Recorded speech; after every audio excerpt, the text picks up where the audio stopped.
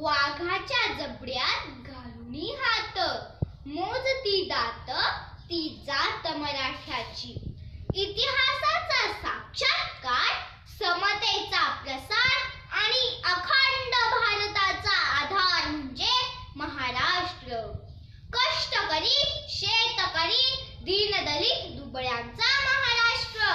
महाराष्ट्र म्हणजे येणाऱ्या पिढीचा भविष्यकाळ. महाराष्ट्र म्हणजे आण, बाण आणि शान.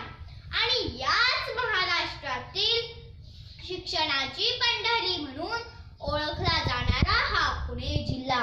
आणि याच पुणे जिल्ह्यातील जुन्नर तालुक्यातील खोडद गावची कन्या स्वरा संतोष पटाडे हिचा सर्वांना मानाचा मुजरा, मानाचा मुजरा, मानाचा मुजरा.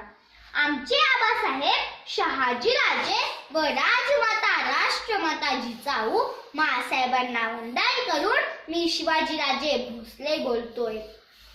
आम्हास सांगावेसे वाटते, आम्हास सांगावेसे वाटते, कसे उभे केले आम्ही हे स्वराज्य.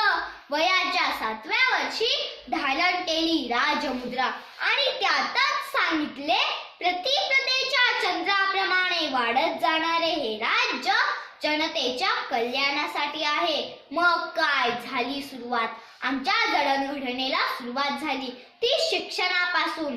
मासाहेबांनी आम्हाला 1 नाही 2 नाही तर 5 भाषा शिकवल्या. कारण मासाहेबांना माहीत होते दुसऱ्यांची भाषा शिकणे किती गरजेचे आहे. मासाहेबांनी आम्हाला शिकवले रयतेची काळजी कशी घ्यावी. कारण रयतेच्या डोळ्यातील एक अश्रू सुद्धा एका बलवान शत्रूपेक्षा राजाला भारी ठरतो. आम्ही ठरवले स्वराज्य उभे करायचे. एक मावळा आला, तानाजी आला, कर्तोजी आला, शिवकाशीद आला. 18 पगड जातीचे 12 बलुतेदारांचे सैन्य उभे राहिले. अरे नुसतं उभं राहिलं नाही तर या स्वराज्यासाठी जान कुर्बान करते झाले. अरे तानाजी, कर्तोजी, बाजी प्रभू यासारख्या निष्ठावानांची निष्ठा काय वर्णावी. अरे आठवले तरीही आजही डोळ्यात अश्रू उभे राहतात. येथे जन्मतात मोही परिक्रम्या योद्धे, इथे जन्मतात वीर. पण मला आज प्रश्न पडतो, आजचे मावळे एवढे थंड का. अरे माझा बळी राजा माझ्या या राज्यात सुखी समाधानी नाही. कोपड येथील दुर्घटना प्रकरण संपते न संपते तोच पाथर्डी आणि त्या मागोमाग खेडमध्ये त्याच घटनेची पुनरावृत्ती होते. अरे काय चाललंय काय माझ्या या राज्यात.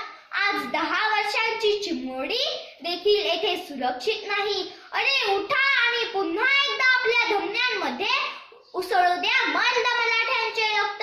उठा आणि जगाला दाखवून द्या की आम्ही शिवबाचे मावळे आमच्या सर्व माता भगिनींना आदराने सन्मानाने वागवू, अन्यायाविरुद्ध लढा देऊ आणि माझा बळी राजा माझ्या या राज्यात सुखी समाधानी होण्यासाठी प्रयत्न करू.